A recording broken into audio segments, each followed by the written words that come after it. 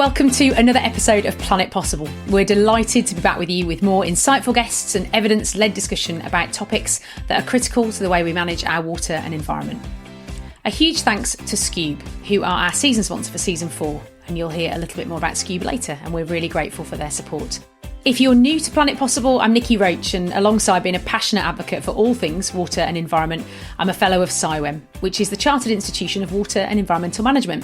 And our members in over 90 countries are professionals with a breadth and depth of expertise in the topics that are shaping the future of our planet. So let's get started. And in today's episode, we're talking about how communities live with water and how a huge project in Northern Ireland is breaking down silos and investing across water systems. To help us understand this topic, I'm joined by a superb co-host and someone I'm really delighted to welcome back to the pod, Lee Pitcher. Lee is Head of Partnerships for Yorkshire Water and the General Manager for the Living with Water project in Hull and East Riding, a pioneering project that's aiming to reduce flood risk in one of the UK cities that's most prone to almost all types of flooding. So welcome, Lee. It's great to have you back with us. Oh, thank you so much, Niki. It's wonderful to be back. You joined us in season 1, way back when, episode 2, to talk about the Living with Water project. And if you've not caught that, it's definitely worth going back and having a listen. And today, Lee's joining me to co-host. So as ever, we'll listen to our guest interview together and then we'll discuss our reflections. Our guest interview today is with Paddy Brow, and Paddy is the head of the Living with Water programme for Wastewater Treatment at Northern Ireland Water. Previously, Paddy was seconded to government to create the Living with Water programme, and he's now responsible for £600 million worth of investment into wastewater treatment works and sea outfalls. And Paddy's also a Fellow of the Institution of Civil Engineers and a chartered member of CIWEM, alongside formerly sitting on the UCWER board. I was really interested to hear Paddy's thoughts on how the project is getting the right nutrient balance entering waters. Inner Belfast Lough is a special protection area for birds, but also 40% of it is a shellfish water protected area, which means under EU legislation it's got special protection. That's because it is very, very productive for growing mussels. If we were to push the nutrient standards for our 6 wastewater treatment works well below what is required under the current Urban Wastewater Treatment Directive, we would cause real problems to the industry. We do need to reduce the nutrients to get us to Water Framework Directive good status, but not too far. So the model has told us that we will achieve good status and the shellfish will remain productive and we will not have to overinvest and increase carbon emissions. So, Lee, before we hear the interview with Paddy, let's have a quick reminder from you of what the Living with Water project in Hull and East Riding is all about. So our Living with Water over in Hull and East Riding is a collaboration, a partnership with all of those organisations that have a real accountability for managing water across the ecosystem. So that is the 2 local authorities of Hull City Council, the East Riding of Yorkshire Council, the Environment Agency and Yorkshire Water. And actually what has matured, I guess, since last time we spoke is the presence of an academic party on the board in terms of Hull University who hold us to account and challenge us. But I guess the project itself is all about reducing flood risk in a city that is, hugely prone to all forms of flooding, whether that be groundwater, riverine, from the tidal, from the estuary. Living with Water primarily is focused on surface water. So what happens after a deluge of rain? It's about the infrastructure, very much so, about what we need to do over the next 5, 10, 15, 100 years into the future. But it's also very much about how we build resilience in other areas as well. So what do we do with communities? And how we support them with tools and techniques. It's about how we use water to improve place, to make Hull, a destination of choice, a place where you want to live, work, socialise. It's about using that to enhance the economy. So looking at job creation, new skills, development within the area. And finally, it's about sharing that information, which is, what we're doing today. And it's a lovely opportunity to do that with you. Brilliant. That was a great introduction to Living with Water in Hull and East Riding. Let's head across the Irish Sea over to Belfast and hear from Paddy and Living with Water in Northern Ireland. So hi Paddy, welcome to Planet Possible. Thank you very much indeed, Niki. You're the head of the Living with Water programme for wastewater treatment in Belfast. So let's start by understanding a bit about why the programme was created. Northern Ireland Water is the water and wastewater services provider for Northern Ireland. We're a regulated company, but unlike every other part of the UK, domestic charges were not introduced. So we have to secure our funding through a price control process.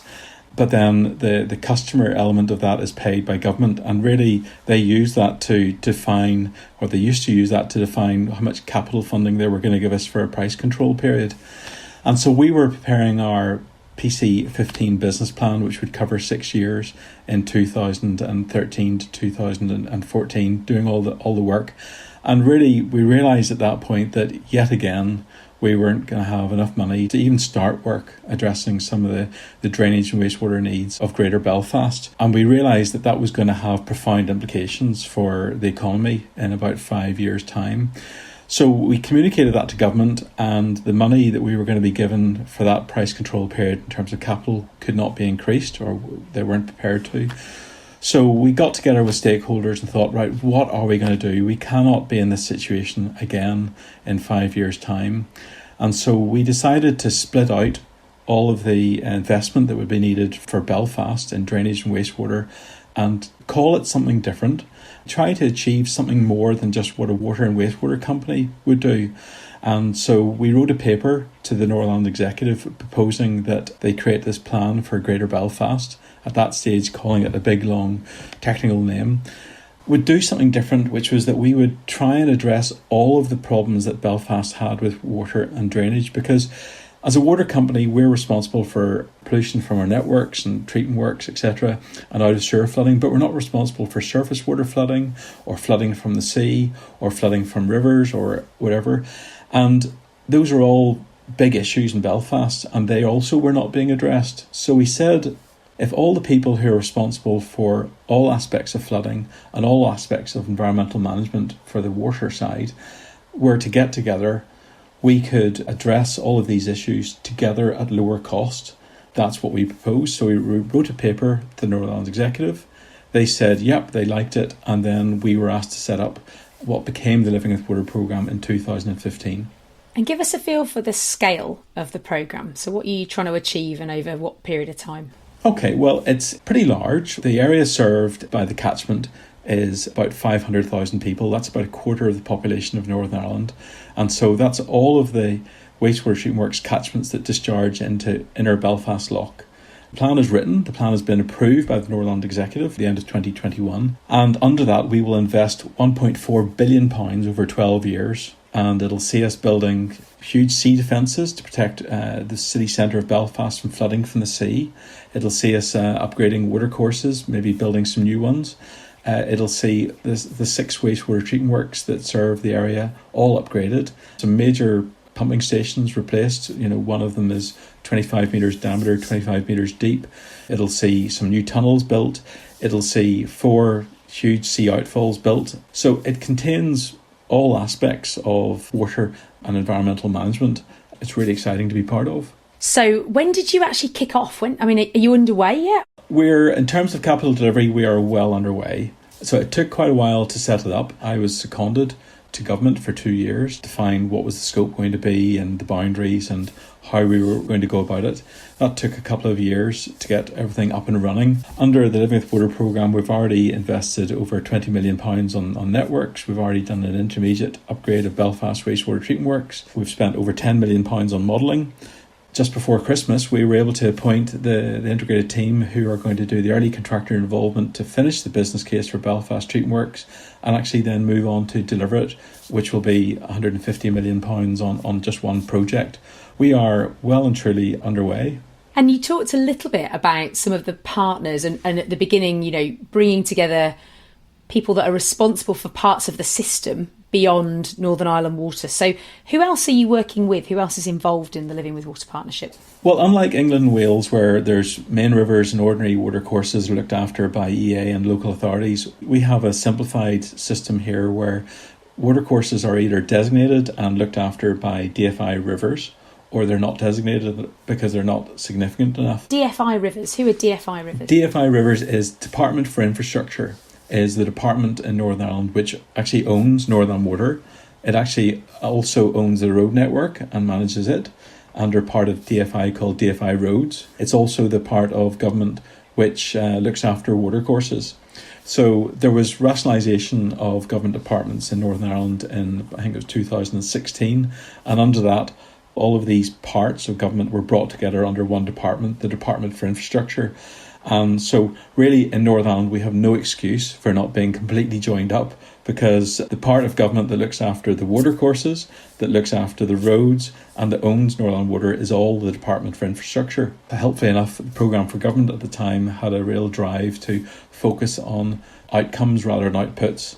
And under the Living with Water programme, from the start we said, look, we want to do three things. We want to have an integrated catchment-based approach where we're looking at all the problems that are there. We want to focus on outcomes for people, not outputs, not individual things that we're going to build to address anyone's narrow set of needs, but wider needs. And we were going to collaborate together. And so that was going to take people out of DFI Rivers, DFI Roads, Northern Water, the Environment Agency to work together. Because if you think about why is Belfast Lough's water quality deteriorating, it's not just because of sewage discharges or discharges from treatment works or overflows, but it's also because of diffuse pollution from urban streets. It's also because of agricultural pollution, things coming down the River Lagan. That's generally managed and looked after by the Environment Agency, so we needed to work with them, because if we were working without them, we would only be looking at part of the pollution. Likewise, we were very aware that with Belfast being almost like a unique city, it's very flat in the bottom where most of the people live, but it's surrounded by these beautiful hills. But that means that whenever it rains, you have all these huge volumes of surface water flowing down off the hillsides and into the city, causing all different types of flooding. If anyone was to focus on addressing their type of flooding that they manage, like river flooding or surface water flooding, but wasn't to look at the bigger picture, they might make it worse. We looked at who are responsible for managing all of these different aspects, where are the gaps, and then that became the definition of who became the Living with Water programme partners. DFI Rivers, DFI Roads, it's the Environment Agency, and it's Belfast City Council. It sounds like a dream from an integration perspective. I'm sure, there are going to be bumps along the way, but in terms of setting it up, it sounds like you've set it up the way you'd kind of want to set a project up, really. Yeah, well, I suppose in effect we did. At times felt possibly a bit too ambitious, too much to have tried to bite off, but it has come together and we're very glad we did, because whenever we were setting it up in 2015, we looked around the UK, what was best practice. We were very, very impressed what Welsh Water had done in Clonethley in the Rainscape programme, and about how they'd taken a catchment-based approach and looked at SUDs and stormwater separation, and how they hadn't just dashed to build bigger assets because they too are capital constrained. We were very impressed by what we saw happening with Glasgow and Scottish Water in the Metropolitan Glasgow Strategic Drainage Partnership. We liked those. We looked at what was happening in Hull, because as you know, there's a big problem with all types of flooding in Hull. But we said, look, Belfast, we've got problems with flooding and we've also got problems with water quality. And so let's try and work together on these at the same time to deliver integrated solutions and also make our city more attractive, because like a lot of UK cities, we've got relatively low levels of tree cover, and a lot of our public parks have been not well looked after, where ponds have been drained, watercourses have been buried. Really that connection with water, which is so important, has been lost. And we know that trees are good for people's mental health. Parks are wonderful for people to get exercise, to look after their health, to keep away from the NHS. And so we said, look, we have the opportunity to manage and improve water quality, to improve water quantity and reduce the risk of flooding, and make our city much more attractive if we all work together. So that was the vision and the dream we set out to achieve. And at times it looked too much of a challenge, but I think we are well on the way to pulling it off, and we've been helped by some really fantastic work by engineers and scientists along the way. Planet Possible is sponsored by Bwlb, who are at the forefront of innovation, collaboration, digital excellence and customer experience. They help to enable their customers to continuously improve operational efficiencies whilst recognising the importance of and addressing industry-wide challenges such as climate change, the journey to net zero and regularly evolving regulation. At their heart, Bwlb believe collaboration with customers and industry partners is fundamental to building transformative solutions across the utility sector that ultimately benefit their customers, the consumer and our environment.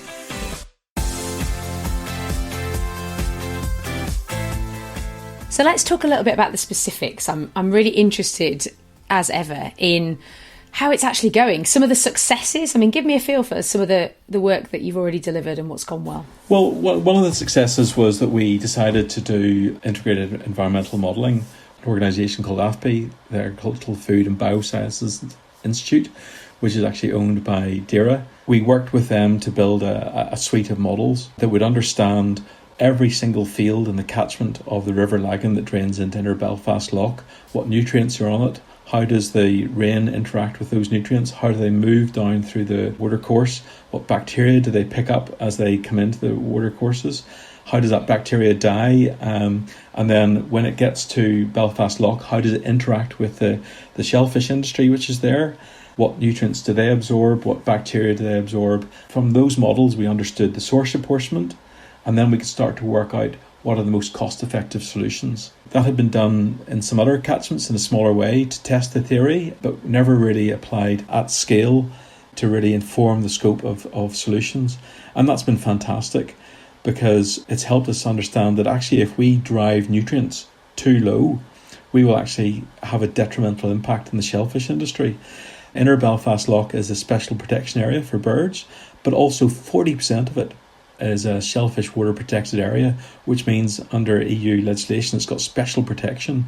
That's because it is very, very productive for growing mussels. If we were to push the nutrient standards for our 6 wastewater treatment works well below what is required under the current Urban Wastewater Treatment Directive, we would cause real problems to the industry. We do need to reduce the nutrients to get us to Water Framework Directive good status, but not too far.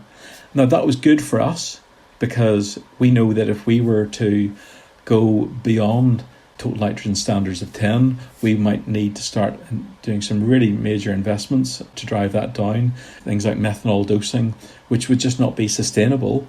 So we weren't particularly keen on doing that. And the shellfish industry actually quite likes the nutrients we're putting into Belfast Lough.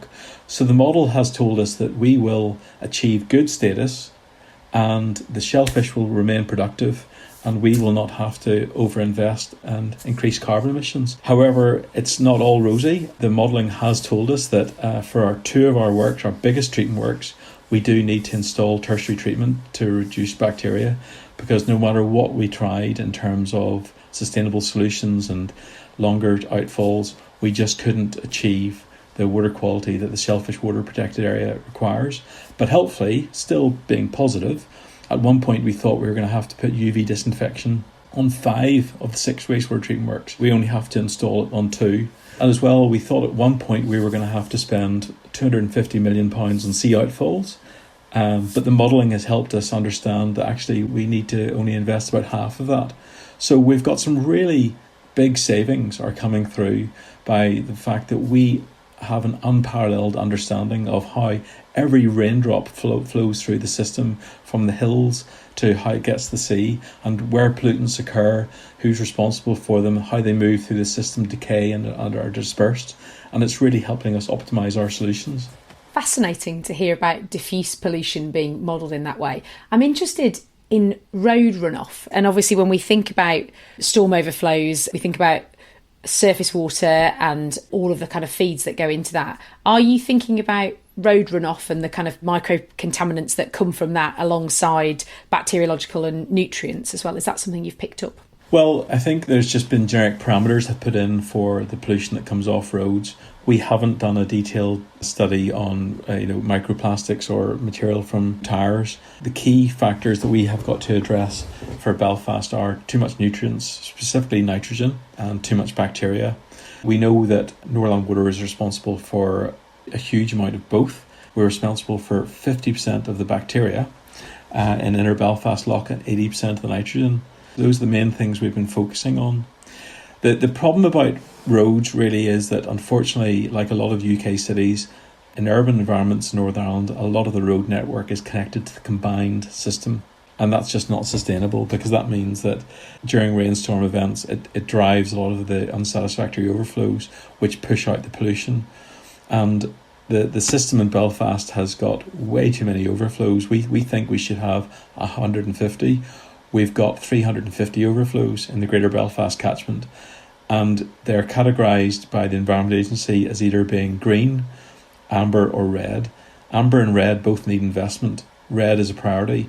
Over half of the overflows assessed to be red or amber. Really what had happened in Belfast was for years there wasn't the investment to invest in the wastewater network.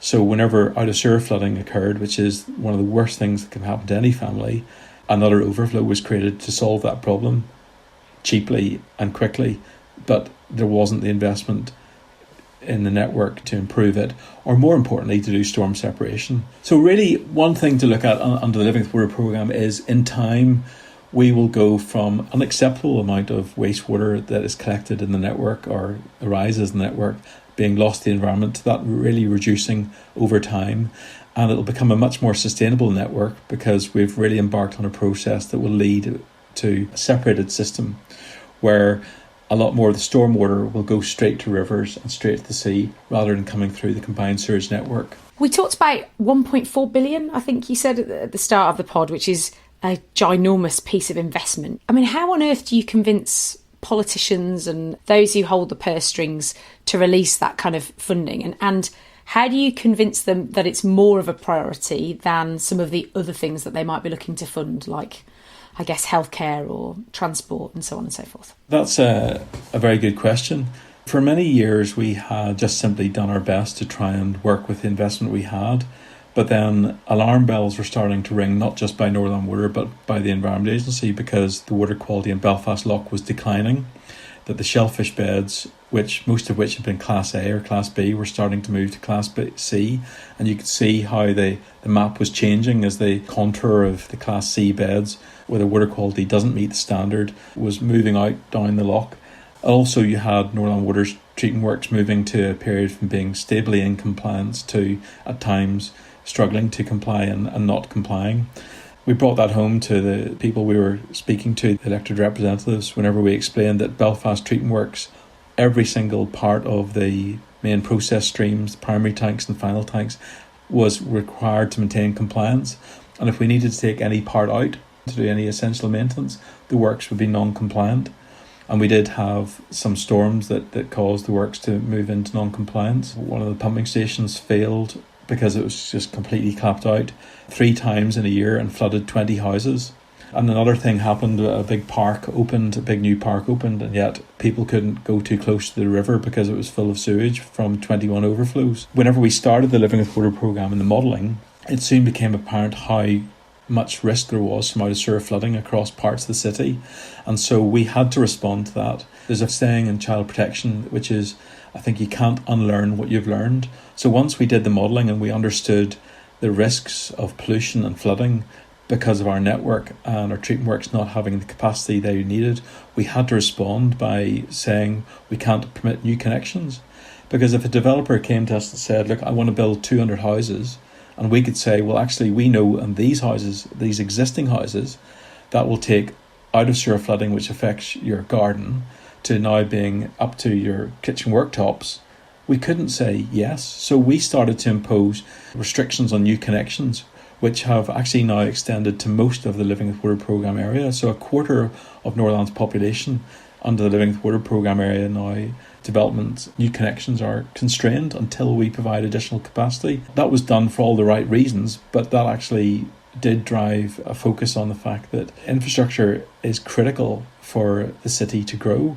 We used a phrase which was nice and simple, which is, if you want to put up the cranes, you've got to invest in the drains. I like it. People can connect with simple things like that, because for years there wasn't investment in the drains. It was underground, it was hidden. You can see a queue at accident emergency, and we all care about that, and we all want our children to be in classrooms where the roofs aren't leaking, but we also want our city to grow. We also want new houses for people that need houses. We want to have watercourses that are clean. We want to be able to go to parks. What we did in the Living with Water programme documentation is set that out all very clearly, to set it out in a way that people could understand and connect to. And we said, look, here are the problems, but we just don't have the problems. We have a solution. We are engineers and scientists. We understand how this all fits together. We have a cost-effective, sustainable plan. What we need you to do is commit to fund it, and then we will get on to implement it. That's what we put to the Northland Executive in at the end of 2021, and that's what they signed off. £1.4 billion, £600 million for the wastewater networks, and £600 million for the treatment works, and £200 million for other works, green blue infrastructure works, and works to reduce diffuse pollution and other types of flooding. Congratulations, really, Paddy. I mean, that's a huge achievement to be able to make such a clearly compelling story translate into projects that can be practically delivered on the ground. So what's to come? What are some of the big challenges ahead? One of the big challenges we're finding is that for a water company to work alone to build conventional infrastructure like upgrading pipes and building bigger concrete tanks is actually relatively easy compared to building blue-green infrastructure. If you think about how a blue-green solution might include storm separation and then an attenuation part of a pond in a park, you've got to think about safety. You've got to get the landowner or the council on board with that, and everyone who's going to use it and maintain it. You've got to get all those agreements in place. And actually there's wider benefits there. So not only is the investment planning more difficult, but actually the business case is more difficult. So that's what my colleagues who are delivering the infrastructure side of it are finding, is that it's just more complex and is harder, frankly. And that's where our challenges lie. It's really interesting, isn't it? I think it's where engineering meets almost social science and environmental sciences, and that kind of much more systems-based approach, isn't it? It's complicated. Final question for you, Paddy, although I could chat to you for hours, but time is running short. On Planet Possible, we have a magic wand, and I normally pass it across to my guests, and I say, here's the Planet Possible magic wand. If you could make anything possible, what would it be? I suppose it would be that we would have a suite of integrated environmental models and integrated drainage models that are all calibrated, talk to each other, and the resources in Northern Water and the Environment Agency and DFI to run and operate those, so that we as people who manage the water environment and are custodians of such a precious resource, we understand how to best to manage it and to help our society thrive, to help it become so much better. Because that's what excites people who become environmental scientists and engineers who want to work in this area. We want to build sustainable solutions, and having the information and the tools to be able to do that would be really great. That's wonderful. I love it. I love the ability to see all those unintended consequences and be able to play some tunes. It's been a total joy as ever to talk to you. Thank you so much for joining us on Planet Possible. Thank you very much indeed, Niki. All the best. Thank you. So, Lee, what are your initial reflections on the interview with Paddy? First and foremost, it's great, isn't it? It's amazing. You know, I honestly don't believe that you can change things in this space that we're working in. So when we're working around flood resilience, that you can make the difference that we need to make on the backdrop of climate change without working in collaboration. You need those strong partnerships in place. And the one thing I can see from Paddy is that he has absolutely nailed it in terms of getting all of the right partners around the table, a single point of vision to take it forward. They know what they need to achieve. And actually, when you've got everybody playing their part to get there, it just makes the world of difference. And it's a world of difference we need to make, let's face it, right now. Paddy talked about achieving more with his investment, didn't he, really? And doing things in a different way in order to maximise the value from that pot of cash. What's your experience of investment models in the Living with Water in Hull and East Riding approach? So what absolutely astounds me, and I think is amazing, Niki, in terms of what Paddy's achieved, is just having that ability to access those funds that he's already managed to secure. Over in Hull and East Riding, it's a little bit different in terms of how we can collectively access investment. We've got this team who have an absolute joint vision. We know exactly what we want to do in terms of some of the infrastructure that we need to put in place. But in order to get the investment in that, we all need to go back then individually to our own organisations, and we have to use our own regulatory regimes to understand how we demonstrate the benefits of the work that we're going to do and our contribution to that piece of work before we then come back together again to look at the mass benefit. That creates some challenges, because that creates challenges in terms of how that's modelled, you know, in terms of your benefits. The Environment Agency models differently to how Yorkshire Water needs to model in terms of being able to understand your cost benefit of the work that we do. So it's a different regime altogether, it would appear. Yeah, I guess both come with their challenges. So I was really struck by Paddy's description. Is a project that's got a lot of concrete to pour. You know, it's a lot of physical infrastructure that's absolutely needed. In Hull, how have you made Living with Water feel that it's more than just hard investment? What are some of those magic ingredients? I guess the one thing that Paddy and I have in common right now is that we are working very much in a space that sits with the here and now, that is trying to show how you can adapt demonstrably for the future. And there's this like gap in the middle that we're sort of trying to move into to be able to show people what a future world can look like. Yeah. So it's quite a scary place. It's quite an isolating place to be, but it's really exciting, Niki. And it's really exciting because it isn't just about the infrastructure. In order to make these sorts of projects sustainable and to be around forever, we need to not think of them as unique.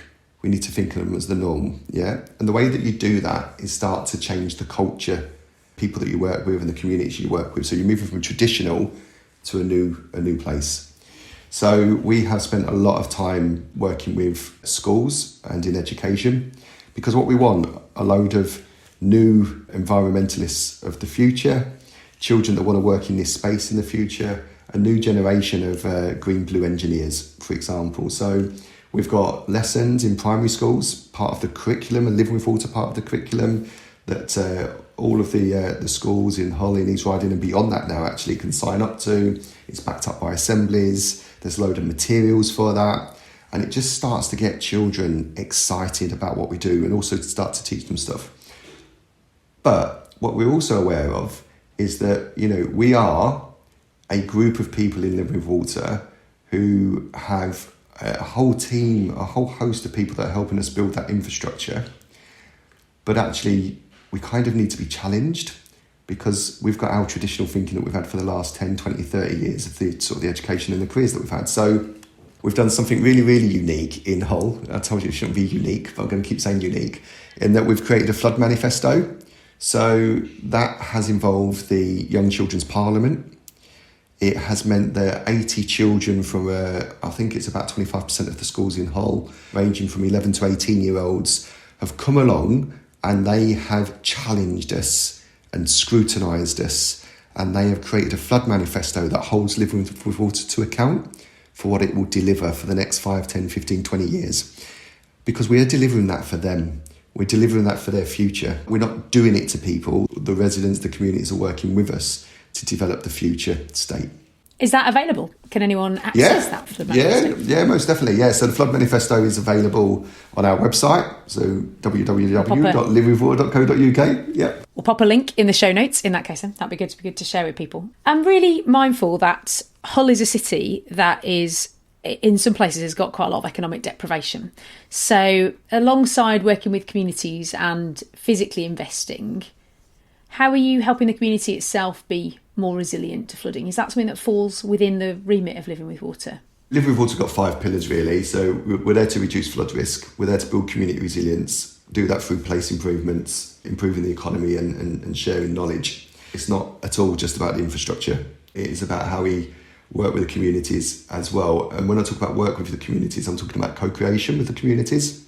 So as a principle, in terms of even thinking about the design of the infrastructure that we're going to put in place in the future, we are co-creating with the residents that we are immediately affecting in that local area. So we have started our first scheme, our first Live with Water scheme. It's in Rosmead Street, about 300 properties. It's about a 500 metre long street, to give you a flavour. Primarily terraced houses, quite a lot of social housing stock in there. Some are privately owned as well. The street's also relatively, I'd say, quite narrow. When we prioritised that as an area that we wanted to work in to reduce flood risk, we went along with designs that we thought would work. So designs that had quite vitally maybe remove parking spaces and put in some tree pits and some blue-green infrastructure, different sort of landscaping of the roads and stuff like that. But when we went to that community, we had lots of sessions where we had the designs up, and they came over to us and showed us what they did and didn't like, what would work and what wouldn't work.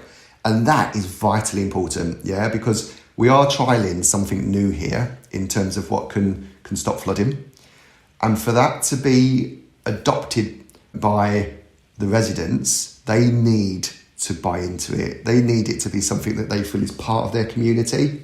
Massive to them was not losing parking spaces. That's really important to them right now. It meant that actually the design changed dramatically. We've ended up putting in permeable paving right the way down that street. It allows the waters to slowly trickle through when it rains. It gathers it below and then it takes it off, and it does actually take it to storage areas, sort of swales and swillies, that then later releases it back to the sewer system.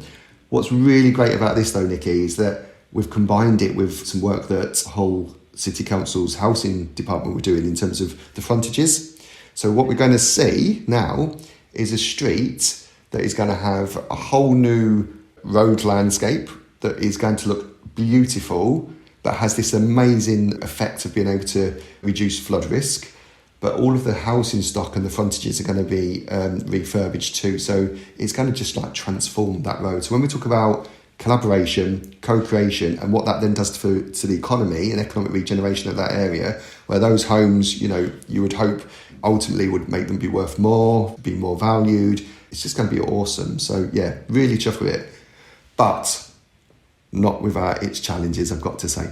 Not without its challenges. So these types of schemes, where you are working in really densely populated urban areas, they come with a different challenge to, you know, planting lots of trees that soak up water upstream in the catchment, because you are really, really, I guess, affecting people's lives. So Rosemary Street's going to be closed for 6 months. There were people on that street with various vulnerabilities. So we've had to really, really think about how we work with every single one of those residents who each has their own needs and requirements to be able to do this successfully. And even with all of the stuff that we'd put in place beforehand in terms of working on the designs and the co-creation, when you start to physically close the road and realise what that means to people, it starts to make it really real. I guess a final question for you then, in that case, if I can. If you had your time again, what would you double down on, and what would you have maybe spent a bit less time worrying about? Yeah, do you watch Harry Potter, Niki?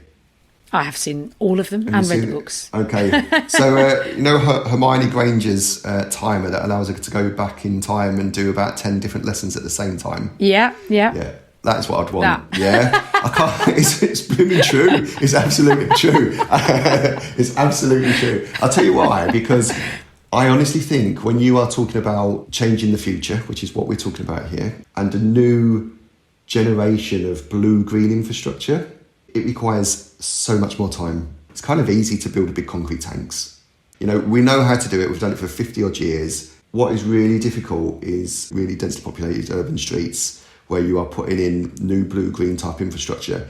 But the fact is, that's the right thing to do from a sustainability point of view. It's great in terms of sequestration, carbon, air pollution, all of that sort of stuff. But it takes time and it takes loads of patience, and actually it relies on trust. And to build trust, you need to be able to put every single second in to build those relationships. And I just wish we had much more time to do that. And unfortunately, sometimes just the way that our regulatory regimes work and the way that we have to spend money within certain periods, all of that, it creates this sort of sense of urgency that probably doesn't need to be there if you could do it over longer periods. I would just want much more time for everything, but particularly working with individuals so that we can really understand the areas that we're working in. So, so what we do becomes sustainable and really adopted well. I'll tell you what's really important, Niki, actually, just to give you a flavour though, how people are getting behind this approach. Hull University, we created an MSc in flood risk. And we did that because, you know, we've got a living lab there where we can really test everything in terms of flood prevention, building community resilience. It has a living with water section as part of the curriculum. In its first year, 3 years ago, we had 12 people on that course. This year we had 400 applicants.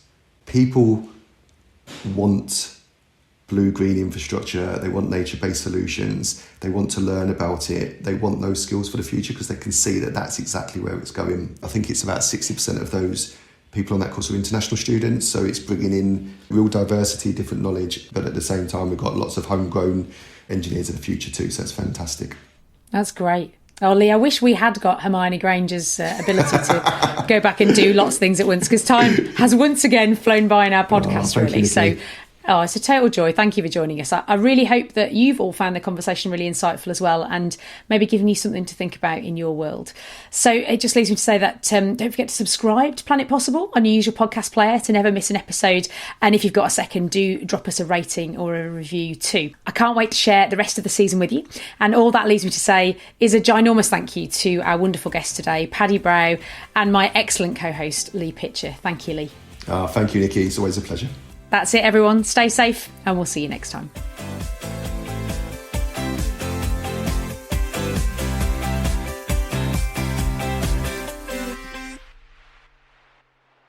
Planet Possible is produced by Bwlb. Bwlb Bwlb. The best ideas, the strongest content.